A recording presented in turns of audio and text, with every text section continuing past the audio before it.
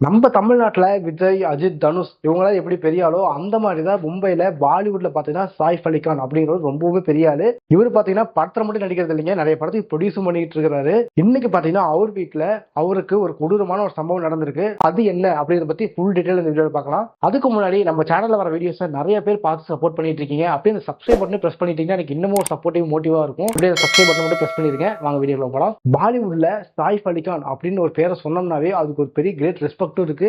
அதுக்கு என்ன காரணம் பார்த்தீங்கன்னா ஒரு நிறைய படத்தில் ஹிட் கொடுத்துருக்காரு. அது மட்டும் இல்லாமல் நிறைய படத்துக்கு ப்ரொடியூஸும் பண்ணிட்டு இருக்காரு. இவரோட ஒய்ஃப் நேம் என்னன்னு பார்த்தீங்கன்னா கரீனா கபூர். கரீனா கபூரை தமிழ்நாட்டுக்கு நிறைய பேருக்கு தெரியும். நிறைய படம் ஃபேமஸான படங்கள் நடிச்சிருக்காங்க. இவங்களுக்கு பார்த்தீங்கன்னா 2 பசங்க இருக்காங்க. ஒரு பையனுக்கு பார்த்தீங்கன்னா 8 வயசு ஆகுது, இன்னொரு பையனுக்கு பார்த்தீங்கன்னா 4 வயசு ஆகுது. இவங்க எங்க தங்கியிருக்காங்கன்னு பார்த்தீங்கன்னா மும்பையில் இருக்கிற வெஸ்ட் பந்தாரால ஒரு பங்களால தங்கியிருக்காங்க. நம்ம எல்லாருக்குமே தெரியும் ஒரு ஆக்டர் தங்கியிருக்கிற வீடுனா எந்த அளவுக்கு செக்யூரிட்டி இருக்கும், அது மட்டும் இல்லாமல் எந்த அளவுக்கு லக்ஸரியா இருக்கும்ட்டு. நார்மலாவே எடுத்துக்கோங்களேன், நம்ம விஜய் அண்ணா வீடா இருக்கட்டும், இல்ல நம்ம தனுஷ் அண்ணா வீடா இருக்கட்டும், எல்லா வீடுமே பயங்கர பிரம்மாண்டமாகவும் இருக்கும், செக்யூரிட்டி பயங்கரமா இருக்கும். அப்படி இருக்கிற ஒரு ஏரியாக்குள்ள, அப்படி இருக்கிற வீட்டுக்குள்ள எப்படி ஒரு திருட உள்ள வந்தாங்கிறது இன்னமும் ஒரு கேள்விக்குறியா தான் இருக்கு. இந்த சம்பவம் பாத்தீங்கன்னா வியாழக்கிழமை காலையில் ஒரு 2:30 மணிக்கு நடந்திருக்கு. இந்த சம்பவத்துல என்ன நடந்தது அப்படின்னு பாத்தீங்கன்னா, சாய்ஃப் அலி கான் அவரோட 2வது பையன் இருக்காரு பாத்தீங்களா, அவர் ரூம்ல ஒரு சத்தம் வந்திருக்கு. அதை கேட்டு சாய்ஃப் அலி கான் எந்திரிச்சு போய் பார்த்திருக்காரு.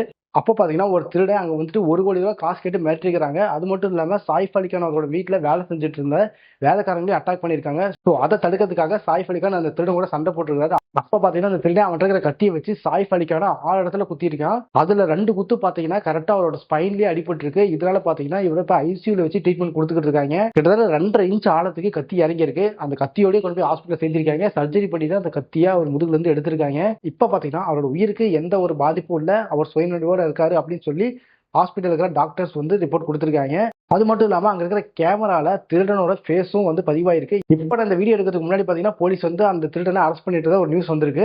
இந்த நியூஸை கேட்டதுமே பாலிவுட்ல இருக்கிற நிறைய ஆக்டர்ஸுமே நிறைய கேள்விகள் எழுப்பியிருக்காங்க. அது என்னன்னு பாத்தீங்கன்னா, அந்த பந்தாரா ஸ்ட்ரீட்ல பாத்தீங்கன்னா நிறைய பேர் செலிபிரிட்டிஸ் இருக்காங்க.